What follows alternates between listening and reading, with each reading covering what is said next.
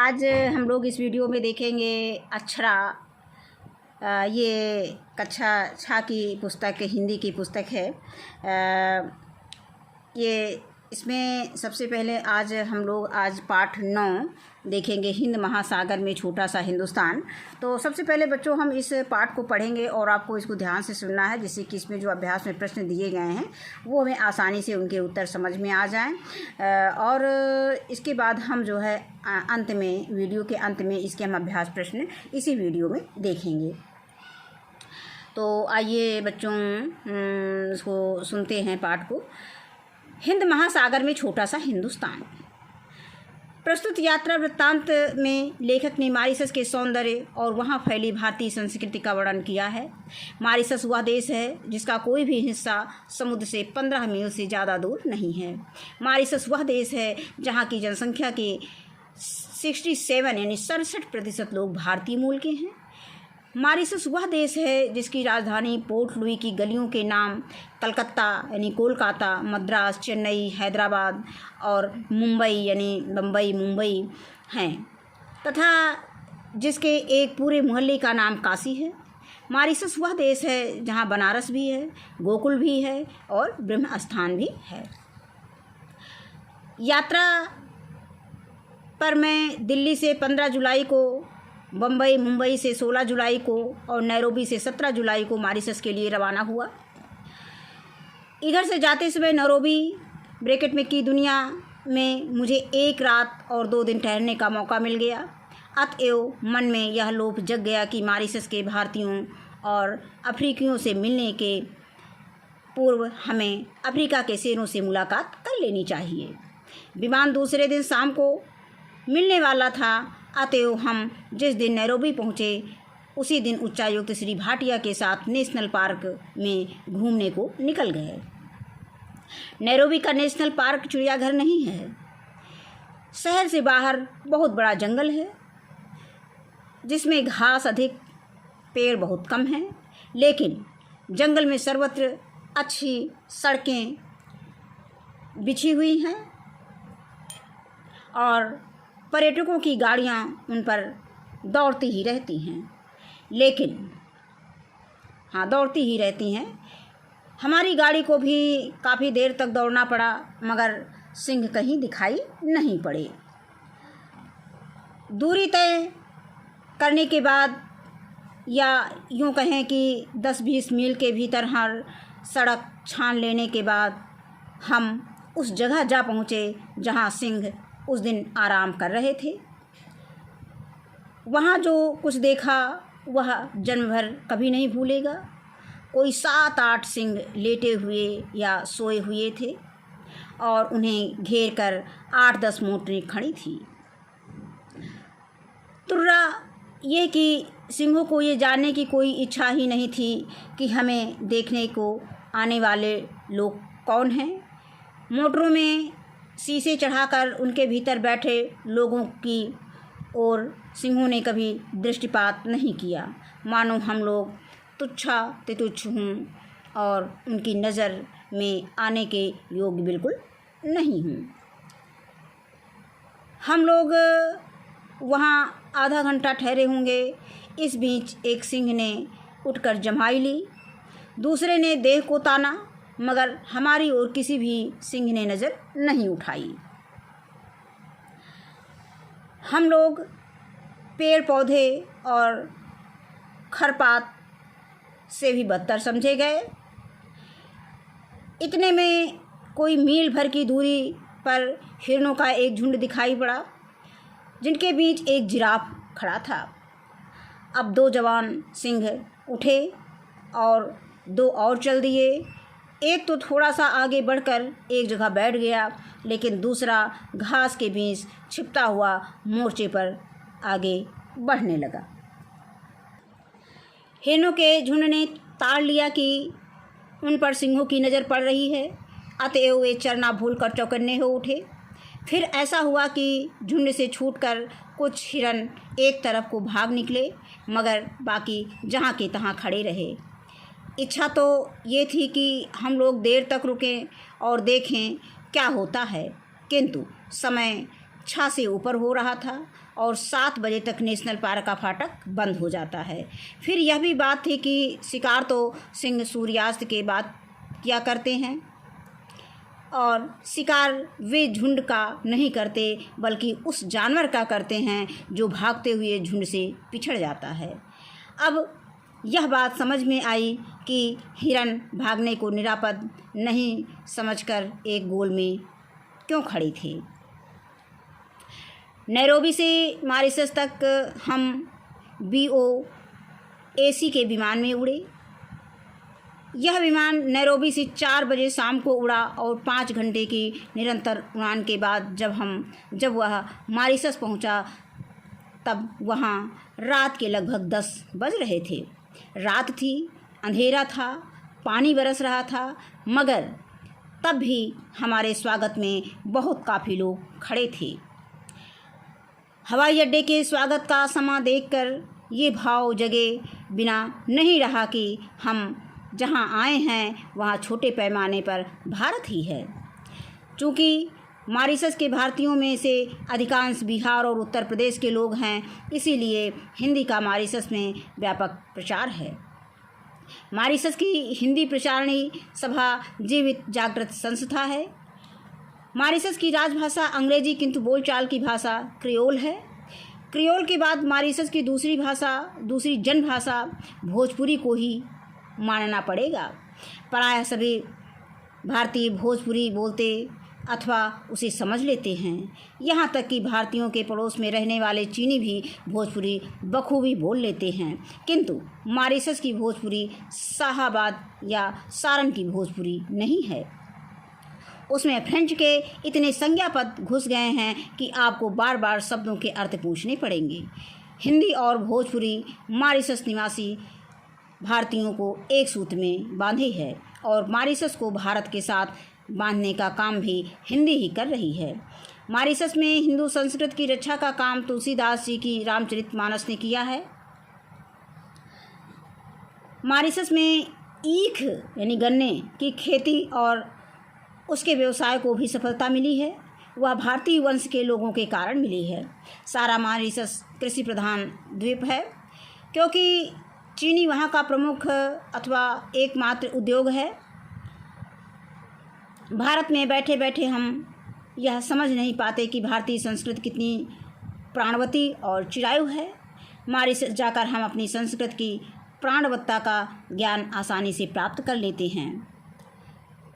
मालिकों की इच्छा तो यही थी कि भारतीय लोग भी क्रिस्तान हुआएं, किंतु भारतीयों ने अत्याचार तो सहे लेकिन प्रलोभनों को ठुकरा दिया। वे अपने धर्म पर डटे रहे और जिस द्वीप में परिस्थितियों ने उन्हें भेज दिया था उस द्वीप को उन्होंने छोटा सा हिंदुस्तान बना डाला। यह ऐसी सफलता की बात है जिस पर सभी भारतीयों को गर्व होना चाहिए। मॉरिशस की प्रत्येक प्रमुख ग्राम में शिवालय होता है। मॉरिशस के प्रत्येक प्रमुख ग्राम में हिंदू तुलसीकृत रामायण का पाठ करते हैं अथवा ढोलक और झांझ पर उसका गायन करते हैं। मॉरिशस के मंदिरों और शिवालयों को मैंने अत्यंत स्वच्छ और सुरम्य पाया।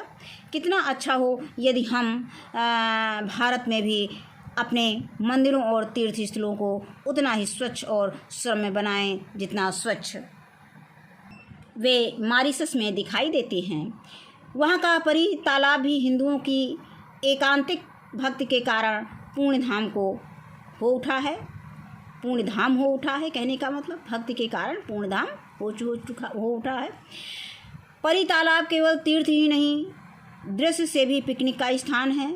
शिवरात्रि के समय सारे मॉरिशस के हिंदू श्वेत वस्त्र धारण करके कंधों पर कांवड़ लिए जुलूस बांधकर परी तालाब पर आते हैं और परी तालाब का जल लेकर अपने अपने गांव के शिवालय को लौट जाते हैं तथा शिव जी को जल चढ़ाकर अपने घरों में प्रवेश करते हैं। ये सारे काम वे बड़ी ही भक्ति भावना और पवित्रता से करते हैं। सभी वयस्क लोग उस दिन उजली धोती, उजली कमीज़, उजली गांधी टोपी पहनते हैं। हाँ, बच्चे हाफ पैंट पहन सकते हैं लेकिन गांधी टोपी उस दिन उन्हें भी पहननी पड़ती है। परी तालाब पर चलने वाला एक मेला मॉरिशस के प्रमुख आकर्षणों में से एक है और उसे देखने का अन्य धर्मों के लोग भी काफ़ी संख्या में आते हैं। ये जो कहानी जो पाठ है हमारा हिंदी महासागर में छोटा सा हिंदुस्तान, यानी हिंद महासागर में छोटा सा हिंदुस्तान, ये जो है रामधारी सिंह दिनकर की लिखी हुई कहानी है। अब यहाँ पर रामधारी सिंह दिनकर के विषय में थोड़ा सा दिया गया है कि रामधारी सिंह दिनकर का जन्म सन 1908 यानी 1908 में सिमरिया जिला मुंगेर बिहार में हुआ था। हिंदी की राष्ट्रीय धारा के कवियों में दिनकर का महत्वपूर्ण स्थान है। प्रगतिशीलता और विचारों की गहराई आपके लेखन की विशेषता है। कविता के साथ गद्य, यानी कविता गद्य और पद्य होता है, तो पद्य कविता होता है और गद्य जो है कहानी होती है। तो यहाँ पर बताया गया है कि कविता के साथ गद्य लेखन में भी आपको यश प्राप्त है। इनकी जो रचनाएं कौन कौन सी हैं, रेणुका है, हुंकार है, रसवंती है, सामधेनी है, कुरुक्षेत्र है, रश्मिरथी है और उर्वशी आपकी काव्य रचनाएं हैं। संस्कृत के 4 अध्याय, मिट्टी की ओर, काव्य की भूमिका आदि आपकी गद्य रचनाएं हैं। और सन 1974 में इनका निधन हो गया। नहीं, जन्म कब हुआ था? 1908 ईस्वी में हुआ था। कहाँ हुआ था? सिमरिया में हुआ था। किस ज़िले में हुआ था? मुंगेर बिहार में हुआ था। और इनकी रचनाएं कौन कौन सी हैं? तो रचनाएं हमारी रेणुका है, हुंकार है, रसवंती है, सामधेनी है, कुरुक्षेत्र है, रश्मिरथी है, उर्वशी है। और इनकी जो गद्य रचनाएं वो कौन कौन सी हैं? ये संस्कृत के 4 अध्याय हैं, मिट्टी की ओर है और काव्य की भूमिका, ये सब हैं। अब इसके बाद हम इसके अभ्यास प्रश्न देखते हैं। एक बार बच्चों, जैसे आप वीडियो सुनोगे तो आपको शब्द अर्थ की भी ज़रूरत पड़ेगी, तो आप एक बार शब्द अर्थ भी सुन लेंगे तो ज़्यादा सही रहेगा, जिससे कि आपको अर्थ भी समझ में आ जाए। जैसे इसमें आया था दृष्टिपात, और दृष्टिपात में क्या होता है? देखना। तुच्छाति तुच्छ होता है, छोटे से छोटा, और निरापद होता है, आपत्ति से रहित। और क्रियोल होता है, ये भोजपुरी और फ्रेंच भाषा के मिश्रण से बनी एक प्रकार की बोली जो मॉरिशस में बोली जाती है। तो मॉरिशस में कौन सी बोली जाती है? क्रियोल बोली जाती है। ये किससे बनी होती है? भोजपुरी और फ्रेंच भाषा के मिश्रण से बनी होती है। अब आगे आता है प्राणवत्ता। प्राणवत्ता का मतलब अर्थ होता है कि जीवित होने का भाव या शक्ति संपन्नता कह सकते हो। क्रिस्तान शब्द आया है, तो क्रिस्तान क्या है? ईसाई धर्म मानने वाले क्रिस्तान कहलाते हैं। एकांतिक आया है, एकांतिक का मतलब होता है एकनिष्ठ। इसके बाद आता है पुण्य धाम, यानी पवित्र स्थान, पुण्य का स्थान। और कामर है बहंगी, और सुरम का अर्थ होता है अत्यंत मनोहर, और वयस का मतलब होता है बालिग। इसके बाद हम इसके अभ्यास प्रश्न में आते हैं, जो पाठ से दिए गए हैं उनको हम देखेंगे बच्चों। बाकी आपको अपने आप इसको पढ़ के करना है। अब इसके बाद पहला प्रश्न इसमें दिया गया जो पाठ से संबंधित है कि दिए गए विकल्पों में से सही विकल्प छांटकर रिक्त स्थानों की पूर्ति कीजिए। तो मॉरिशस की जनसंख्या के कितने प्रतिशत लोग भारतीय मूल के थे? तो हम लोगों ने अभी पढ़ा था 67%, तो यहाँ पर 67 निशान लगा देंगे और यहाँ पे लिख देंगे 67% लोग भारतीय मूल के थे।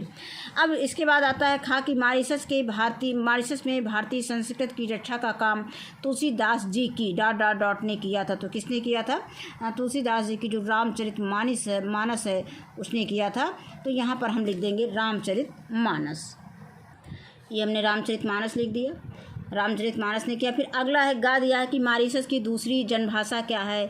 तो मॉरिशस की दूसरी जनभाषा भोजपुरी है। तो यहाँ पर हम लिख देंगे भोजपुरी।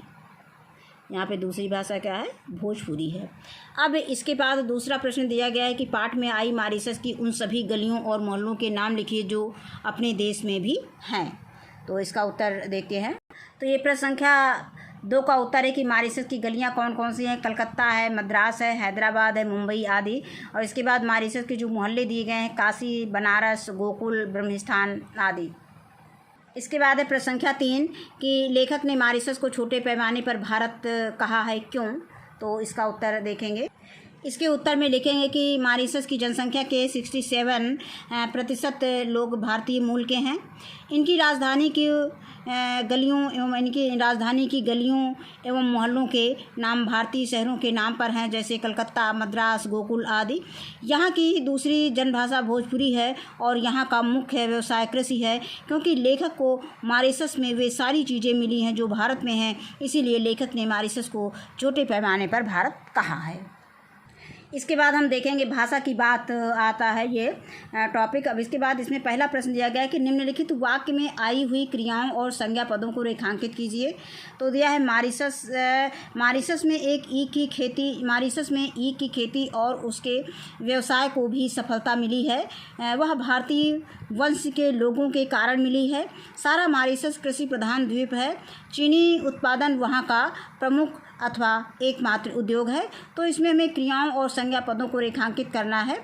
दिया है कि निम्नलिखित वाक्य में आई हुई क्रियाओं और संज्ञा पदों को रेखांकित कीजिए। तो मॉरीशस, ईख, खेती, व्यवसाय, सफलता। इसे एक बार फिर से देख लेते हैं जो इसमें क्रियाओं और संज्ञा पदों को रेखांकित करना है। तो इसमें मॉरीशस हो गया, ईख है, खेती है, व्यवसाय है, सफलता मिली, ये हमारा क्रियापद हो गया और क्रियाएं हो गई। और इसके बाद है वंश, फिर लोगों हो गया, यहाँ पर हो गया मिली, और इसके बाद मिली है, फिर है मॉरीशस कृषि द्वीप और चीनी, इसके बाद आता है उद्योग। अब इसके बाद अगला प्रश्न दिया गया है कि कुछ वाक्य मिश्रित वाक्य होते हैं जिसमें एक प्रधान वाक्य होता है और एक सहायक, एक अथवा एक से अधिक उपवाक्य होते हैं जिसका जहां और आदि लगाकर उपवाक्यों को जोड़ा जाता है। तो यहाँ पे निम्नलिखित अंश में से कौन सा अंश प्रधान वाक्य है और कौन सा सहायक उपवाक्य है। अब यहाँ पर ये 2 लाइनें दी गई हैं कि मॉरीशस वह देश है जिसका कोई भी हिस्सा समुद्र से 15 मील से ज़्यादा दूर नहीं है। मॉरीशस वह देश है जहाँ की जनसंख्या के 67 यानी 67% लोग भारतीय मूल के हैं। तो इसके उत्तर में हमें प्रधान वाक्य देना है और सहायक वाक्य। इसको देख लेते हैं। तो इसमें सबसे पहले हम अपनी कॉपी पर इस वाक्य को उतार देंगे। इसको लिखेंगे कि मॉरीशस वह देश है जिसका कोई भी हिस्सा समुद्र से 15 मील से ज़्यादा दूर नहीं है। मॉरीशस वह देश है जहाँ की जनसंख्या के 67% लोग भारतीय मूल के हैं। इसके बाद अगला इसमें लिखेंगे, यहाँ पे हम वाक्य उत्तर संख्या 2 है, वाक्य डालेंगे। वाक्य डालने के बाद हमारा जो ये वाक्य दिया गया है मॉरीशस वह देश है लेकर के यहाँ तक भारतीय मूल के हैं, यहाँ तक हम अपनी कॉपी में वाक्य में लिख लेंगे। इसके बाद हम लिखेंगे प्रधान वाक्य हमारा क्या है। तो मॉरीशस वह देश है, ये प्रधान वाक्य हो गया। और सहायक उपवाक्य क्या हो गया कि जिसका कोई भी हिस्सा समुद्र से 15 मील से ज़्यादा दूर नहीं है। इसके बाद अगला वाक्य दिया गया है कि मॉरीशस वह देश है जहाँ की जनसंख्या के 67% लोग भारतीय मूल हैं। तो इसमें प्रधान वाक्य हो गया मॉरीशस वह देश है और सहायक वाक्य हो गया कि जहाँ की जनसंख्या के 67% लोग भारतीय मूल के हैं। इसके बाद प्रश्न संख्या 3 है कि निम्नलिखित मुहावरों को अपने वाक्यों में प्रयोग कीजिए। लोभ का जागना, सड़क छानना और मोर्चे पर आगे बढ़ना। तो इसका वाक्य प्रयोग देख लेते हैं। पहला दिया है लोभ का जागना, लोभ का जगना। अब इसका हम वाक्य प्रयोग करेंगे तो मनमोहक वस्तुएं देखकर लोभ का जगना स्वाभाविक है।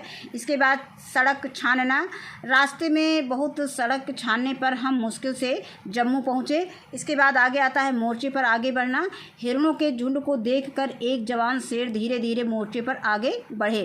तो यहाँ पे हम ये सेंटेंस को बदल सकते हैं, केवल हमें इस जो दिया गया है यानी लोभ का जागना जो शब्द दिए गए हैं इनको हम इनका हमें उसमें प्रयोग करना है। ये शब्दों का प्रयोग करते हुए हम वाक्य अलग से बना सकते हैं। उदाहरण के लिए हमने वाक्य इसमें लिख दिया है। इसके बाद हम आते हैं अगले प्रश्न प्रश्न संख्या 4 पर। अब आगे आया है कि पाठ में प्रश्न संख्या 4 है कि पाठ में निम्नलिखित शब्द हिंदी भाषा में प्रचलित दूसरी भाषाओं के हैं। इन शब्दों में से अंग्रेजी, अरबी और फारसी के शब्दों को अलग अलग छांट कर लिखना है। तो ये शब्द हम देख लेते हैं। इजाज़त है, सर्विस, एयर इंडिया, पैमाना, नेशनल पार्क, नज़र, रकबा, क्रिस्तान, मोटरों और बाकी, बखूबी, पिकनिक। अब इसमें हमें अंग्रेजी, अरबी और फारसी शब्दों को अलग अलग छांट कर लिखना है। तो इसको हमने लिख लिया है, कॉपी में देख लेते हैं। अब यहाँ पे अंग्रेजी शब्द है सर्विस, एयर इंडिया, कामा नेशनल पार्क, कामा क्रिस्तान, कामा मोटरों, कामा पिकनिक। इसके बाद अरबी शब्द है इजाज़त, कामा नज़र, कामा रकबा। और इसके बाद फारसी शब्द में आएगा पैमाना, कामा बखूबी, कामा बाकी। आगे प्रश्न संख्या 5 देखते हैं।